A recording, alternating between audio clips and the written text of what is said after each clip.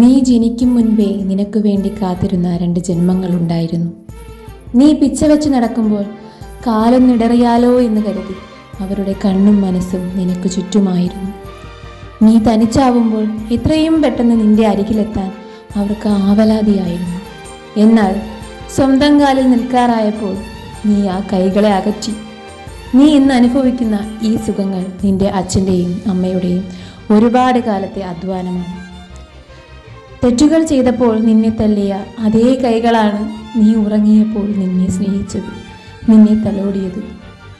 എന്നാൽ ഒത്തിരി സ്നേഹം നൽകി വളർത്തിയ മക്കളിൽ നിന്ന് ഒരുപാട് സ്നേഹം കൊതിച്ച് അവർ വൃദ്ധസദനങ്ങളിലും ആരാധനാലയങ്ങളിലും കാത്തു നിൽക്കുകയാണ്. ആ സ്വർഗീയ സ്നേഹത്തെ നഷ്ടപ്പെടുത്തരുത്. നമുക്ക് ചേർത്ത് പിടിക്കാം, നമ്മളെ ചേർത്ത് പിടിച്ച പോലെ.